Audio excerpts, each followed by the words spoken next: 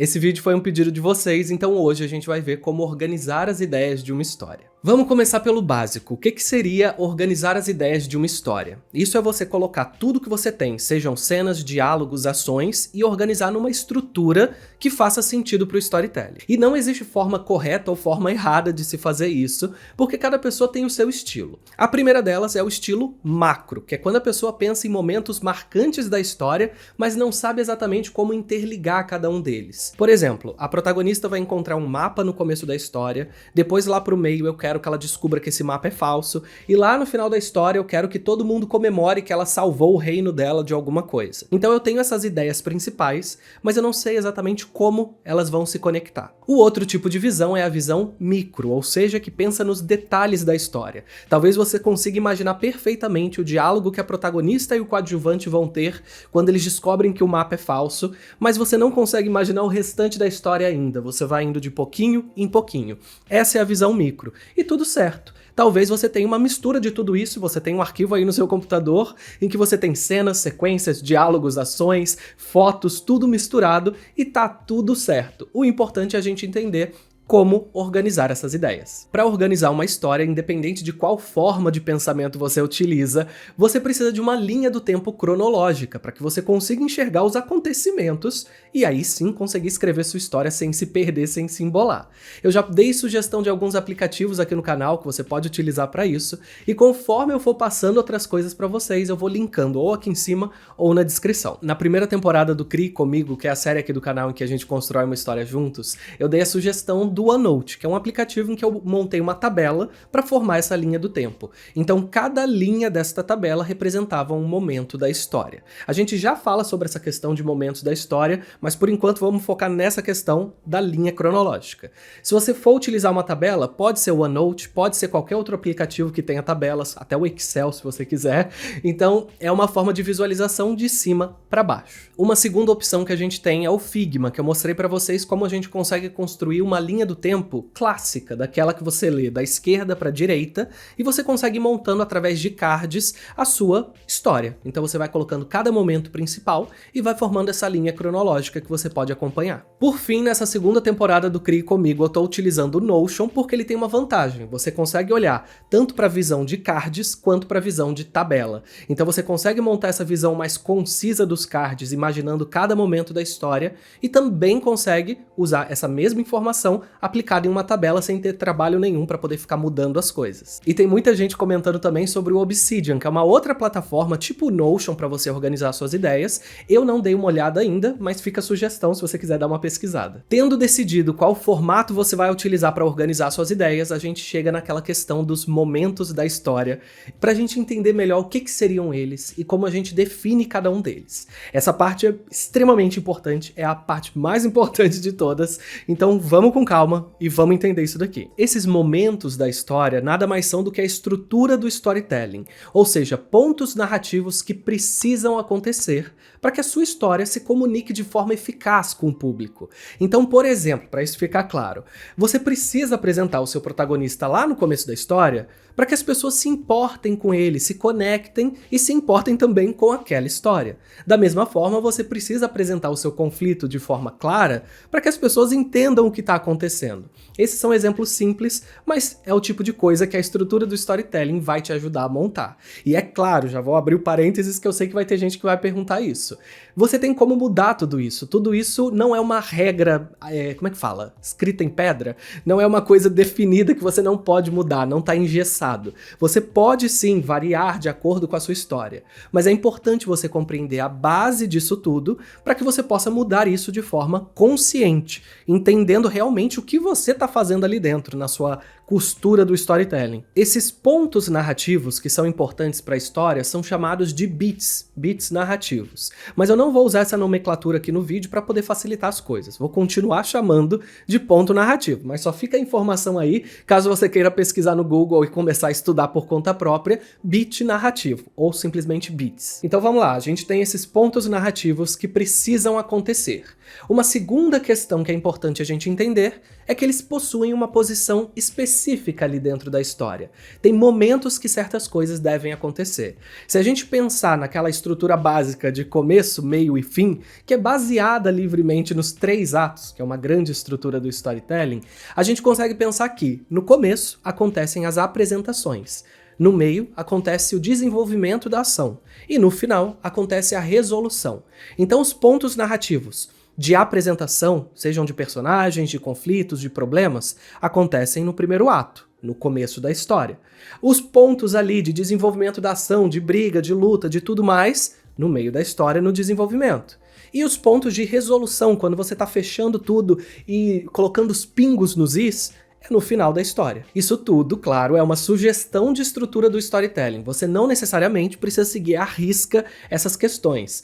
Quando eu te digo apresente o protagonista no começo para as pessoas se conectarem, você não precisa mostrar tudo sobre ele. Se você quiser mostrar que é uma pessoa misteriosa e todo mundo ficar meio curioso de entender quem ele é, tudo bem. O apresentar o protagonista no começo é você literalmente mostrar quem é essa pessoa, colocar algumas questões para que todo mundo se identifique, ou se importe, ou tenha curiosidade com a vida dele. Então, tá acontecendo alguma coisa estranha com essa pessoa? Como que ele se comunicou com os outros? Será que a gente vai ter um pouco de ranço dele? Ou será que a gente vai sentir um pouco de pena dele? É você criar essas situações no começo, com o seu protagonista, para que todo mundo fale, tá bom, quero ver a história dessa pessoa. Então é isso que significa apresentar o protagonista no começo, entendeu? E cada momento da história tem essas nuances, de você não precisar falar nome e sobrenome da pessoa lá no começo para todo mundo entender. Pode adaptar. Então, vamos entrar no próximo tópico com essa visão. Então agora que a gente já entendeu que existem esses pontos narrativos, que tem formas que você pode anotar esses pontos numa tabela, numa linha cronológica, a pergunta real é, como que eu vou planejar esses pontos? Como que eu vou saber que ponto colocar onde? Como que eu monto tudo isso? E a resposta para isso são estruturas pré-existentes. Você talvez já tenha ouvido falar sobre a jornada do herói, que é uma estrutura pré-existente do storytelling. E também existem várias outras, com vários pontos diferentes. A jornada do herói, por exemplo, te dá um ponto narrativo chamado Aproximação da Caverna Profunda.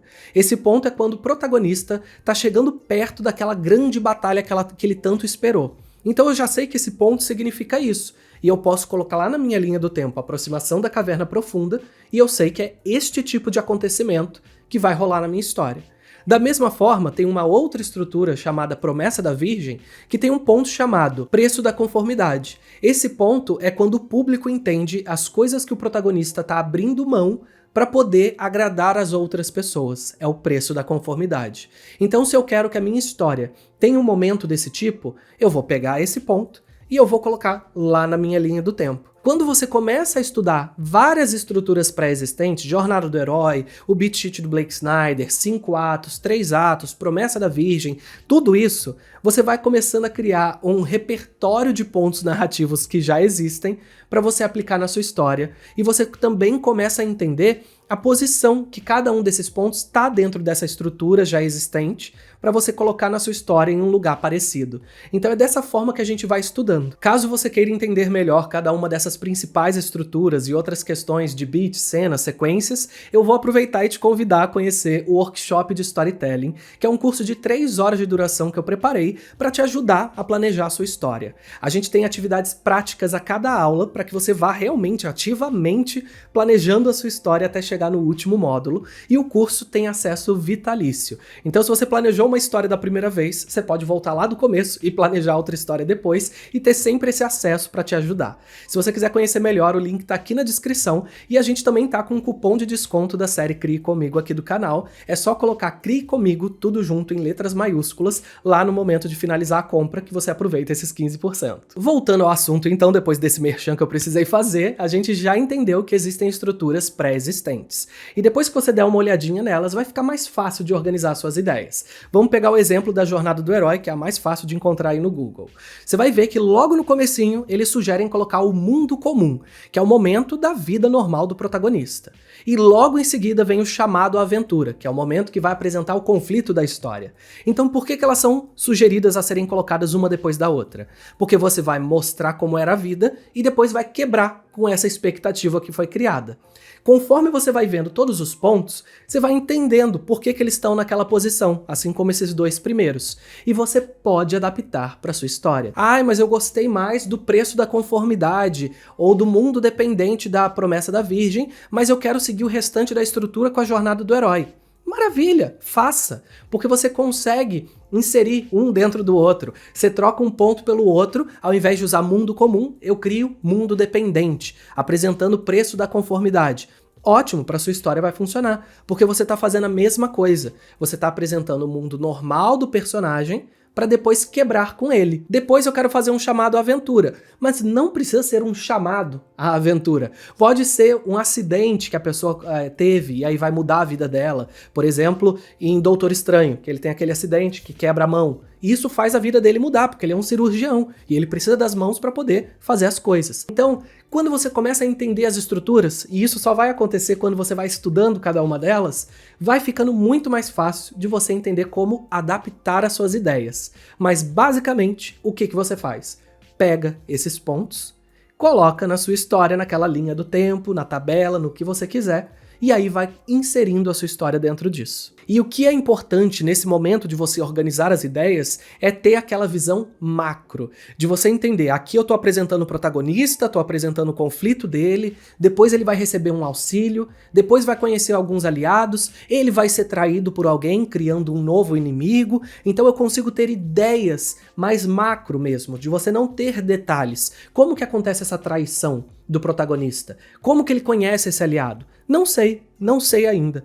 No momento que você está organizando as suas ideias, até sugiro que vocês deem uma olhada na série Crie comigo aqui do canal, você não precisa pensar nesses detalhes. Você simplesmente precisa pegar suas ideias de vai ter uma traição e colocar num ponto que você acredite ser correspondente, no momento da história interessante. Ah, eu preciso apresentar esse coadjuvante. Legal, posso colocar ele no começo da história ou ali no comecinho do segundo ato. Eu não posso deixar para apresentar lá no final, porque tem muitas histórias, talvez vocês já tenham visto isso às vezes acontecendo, e isso é uma coisa negativa, que é quando você passa uma história inteira tentando desvendar aquele mistério, como a pessoa vai solucionar aquilo e coisas do tipo, e chega lá no final e surge um novo personagem que você nunca conheceu na vida, e ele soluciona o problema da história que você ficou quebrando a cabeça o tempo inteiro. E você meio que nunca teve chance de conseguir desvendar isso, porque o autor decidiu que uma nova pessoa ia aparecer lá no final. É uma coisa parecida com o que aconteceu em How I Met Your Mother, que um monte de gente reclama por conta disso. Então, existem momentos para você apresentar pessoas. É no primeiro ato, no começo da história, ou no comecinho do segundo ato, não muito mais pra frente, porque senão pode rolar uma questão dessa. Então assim, pra gente finalizar, realmente é só estudando as estruturas que a gente consegue entender como organizar as nossas ideias.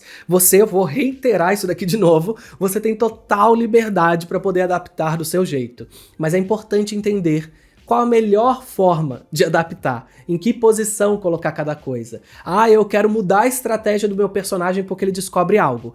Olha, existe um ponto para isso, é o midpoint, é o meio da história. Normalmente é quando o protagonista muda de estratégia depois de muito tempo tentando aquilo. Então, já existem estruturas do storytelling que foram estudadas e planejadas, e isso pode te ajudar muito.